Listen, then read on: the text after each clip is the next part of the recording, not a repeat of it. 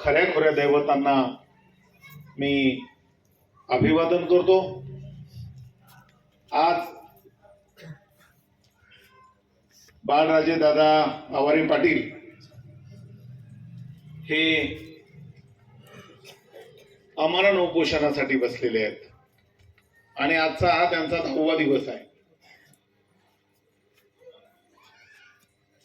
या सरकारला थोडी लाज लज्जा शरम नावाची गोष्ट नाही।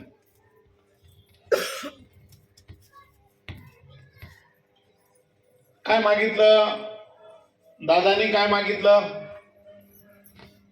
या सरकारची प्रॉपर्टी मागितली, मंत्र्याची प्रॉपर्टी मागितली, कोण्या मंत्र्याचं सोयरपण मागितलं, कोण्या या सरकारच्या काही जमिनी मागितल्या, त्यांचा बांध मागितला। काय मागितलं त्यांनी? त्यांनी एकच गोष्ट मागितली, ते खऱ्या अर्थानं शिवरायाचे भीमरायाचे सुपुत्र आहे। काय मागितलं त्यांनी? त्यांनी एकच गोष्ट मागितली, या देशातल्या सर्व जाती धर्माची लोक आपला राजा निवडणुकीच्या शिक्क्यातून निर्माण करतात। तो शिक्का आम्हाला पाहिजे, आम्हाला मशीन नकोय।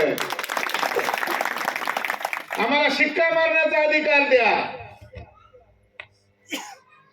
आम्हाला ठप्पा मारण्याचा अधिकार द्या। आणि या देशाच्या मूळ संविधानामध्ये बॅलेट पेपर आहे, बरोबर वकील साहेब? हे ऑप्शनल आहे। हे त्यांच्या सोयीसाठी त्यांनी तयार केलेला पर्याय आणि तो पर्याय आम्हाला नकोय।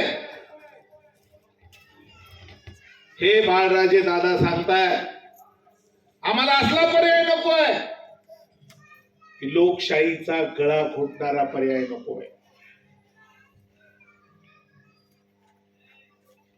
कोणती लोकशाही? डॉक्टर बाबासाहेब आंबेडकरांना दिलेल्या संविधानावर उभी असलेली लोकशाही म्हणजेच शिवशाही। बाबासाहेब आंबेडकर असं म्हणतात की मी छत्रपती शिवरायांच्या स्वराज्याची शिवशाही ही संविधानामध्ये लोकशाही म्हणून मी उभी केलेली आहे। हे दादांना कळलं। दादा तर आता छत्रपती शिवरायाच्या आणि बाबासाहेबांच्या स्मारकाचे जनक बनलेले आहेत। आम्ही सगळेजण विचार करायचो की हे शिवरायांचे पुतळे येत आहेत कुठून?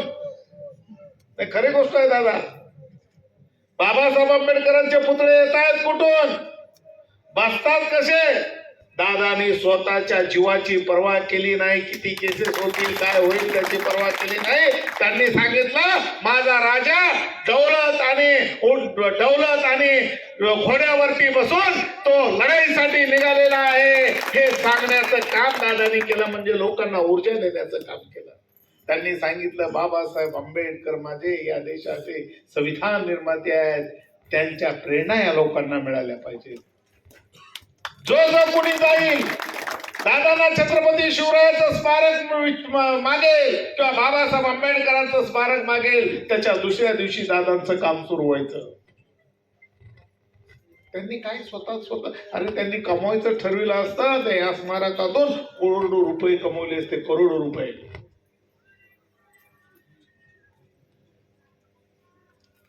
घरपोच सेवा, गावपोच सेवा, लोकांना आतापर्यंत थांगपत्ता नव्हता, सरकारला थांगपत्ता होता की मला माहित नाही, पण दादानी गावागावामध्ये, मराठवाड्याच्या गावागावामध्ये मला वाटतं सर्वात जास्त पुतळे कुठं बसले असतील तर माझ्या बीड जिल्ह्यामध्ये बसलेले आहेत, बरोबर दादा? सर्वात जास्त। म्हणजे या पद्धतीचं काम त्यांनी केलं। तसं काम करणारा माणूस काय मागतोय? मला शिवरायांची शिवशाही हवी, मला भीमरायांची लोकशाही हवी, आणि ही शिवरायांची शिवशाही आणि भीमरायांची लोकशाही कशातून येईल तर ते बॅलेट पेपर मधून येईल, अशी भूमिका दादांची आहे. ते कुणासाठी लढतायत? एका जातीसाठी, एका धर्मासाठी, एका पंथासाठी नाही. ते सर्व देशातल्या शिवरायांच्या मावळ्यासाठी. कारण 18 पगड जातीचे मावळे शिवरायांनी उभे केले. तीच भूमिका दादाची आहे की जातीचा कोणी असो, धर्माचा कोणी असो, तो मुस्लिम असो, ख्रिश्चन असो, दलित असो, मराठा असो, साळी असो, माळी असो, कोळी असो, तेली असो, तांबोळी असो, वंजारी असो, बंजारी असो, पिंजारी असो, हटकर असो, धनगर असो, लोहार असो, मार असो, मांग असो, चामर असो, ढोर असो, कैकाडे असो, तो माझ्या शिवरायांचा मावळा आणि बाबासाहेबांचा तो सैनिक आहे. हीच त्यांची भूमिका. त्यांची गळचेपी होता कामा नये. कॉम्रेड दत्ता टाके आलेले आहेत, ते माझ्या जिल्ह्यातलेच आहेत. ते कम्युनिस्ट पार्टीचं काम करतायत.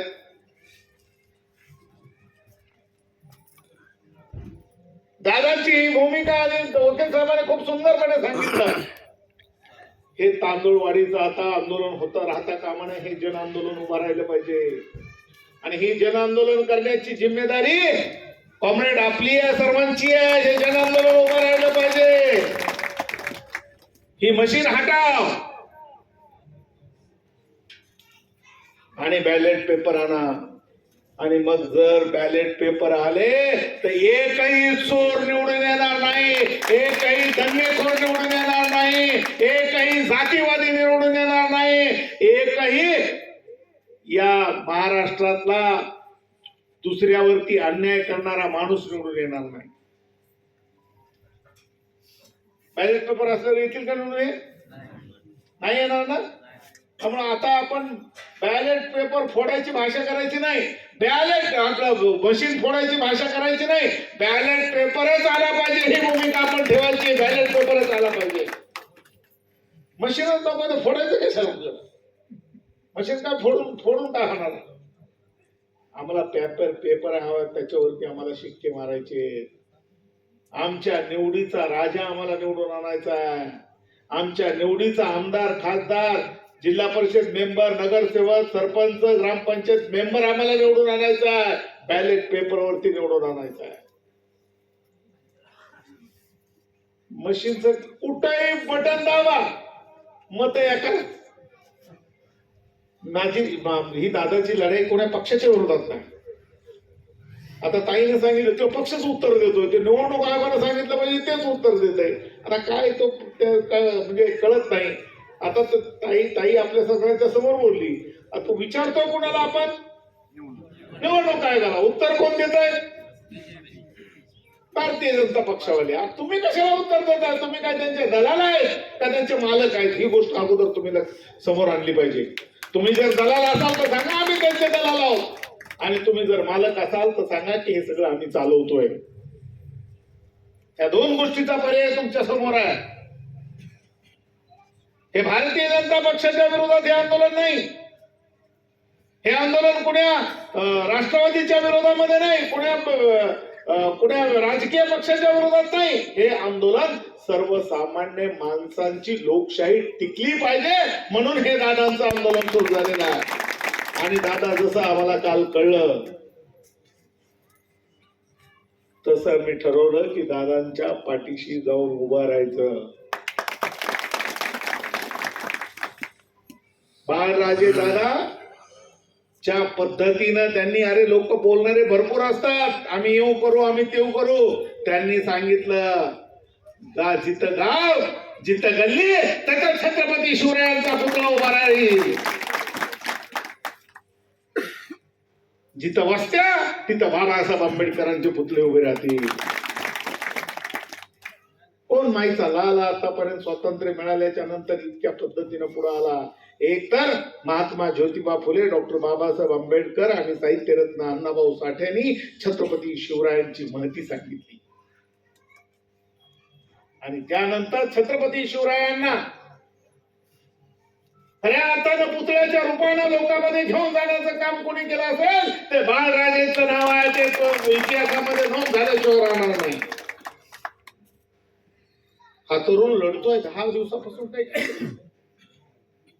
आणि पोलिस म्हणतात त्यांनी खाल्ले का नाही ते आम्हाला तपासावं लागेल. मी काय पोलिसावर टीका करायला नाही, त्यांना खूप खायची सवय आहे, त्यामुळे त्यांना वाटतंय त्यांनी काय काय खाल्लं ते काय काय खातात, त्यामुळे त्यांना वाटत असेल. पण दादा मध्ये ती ताकद, ही तुमची ताकद आहे, ही शिवरायांची ताकद आहे, ती बाबासाहेब आंबेडकरांची ताकद आहे दादामध्ये, की आजपर्यंत दादा डगमगले नाही, 10 दिवसामध्ये डगमगले नाही. दादा तुम्ही लढा, आम्ही तुमच्या पाठीशी खंबीरपणानं आहोत. 18 पगड जातीची माणसं तुमच्या पाठीशी आम्ही उभी करणार आहोत. 18 पगड जातीच्या माणसांना आम्ही जोडण्याचं काम करणार आहोत. कारण या देशातला एकही माणूस मशीन कडून खुश नाही. त्या मशीनवर कुणाचाच विश्वास नाही. अमेरिकेचा नाही, जपानचा नाही, जर्मनीचा नाही, इटलीचा नाही, थायलंडचा नाही, इंग्लंडचा नाही, कुणाचाच विश्वास नाही. आफ्रिकेचा नाही ना, हाँगकाँगचा नाही, कुणाचाच विश्वास नाही. जगामध्ये कुठंच मशीन चालत नाही. कुठं चालते का? कुठंच चालत नाही. मग भारतात कशाला पाहिजे? एलन मस्कनं सांगितलं जगातल्या सगळ्यात श्रीमंत माणसाने, जो टेस्ला कंपनीचा मालक आहे, त्याच्या गाडीची किंमत 15 कोटी पासून सुरू होते. त्याने सांगितलं की भारतामध्ये मशीन मध्ये घोळ आहे, ते चुकीचं आहे. मशीन मध्ये मतदान करणं चुकीचं आहे, ती बंद झाली पाहिजे. एवढंच नाही तर अमेरिकेच्या एका मंत्र्याने सुद्धा व्हाईट हाऊस मधून सांगितलं की त्या मशीन बंद झाल्या पाहिजे, तो घोळ आहे. परवाच अमेरिकेचा राष्ट्रपती सुद्धा म्हणाले की त्या मशीन भारतातल्या बंद झाल्या पाहिजे. कुणाचाच विश्वास नाही. या देशाचे पंतप्रधानांनी त्यांच्या पिल्लावळी सोडल्या, तर या देशातल्या सर्वसामान्य माणसाचा कोणाचाच विश्वास नाही. प्रत्येक जण म्हणतो आम्ही तर मतदान इकडे केलं होतं, म्हणून गेलं इकडेच. म्हणजे अशा पद्धतीचं लोकांना फसवण्याचं काम यांची जादू दाखवायला सुरुवात केलेली आहे. ती खोटी जादू, ती काळी जादू बंद पाडण्यासाठी दादा उपोषणाला बसलेले आहेत. आता काळी जादू चालणार नाही, आता काळी जादू आम्ही चालू देणार नाही. ही जर सर्वजण आपण भूमिका घेऊया आणि दादांच्या पाठीशी खंबीरपणानं उभा राहूया.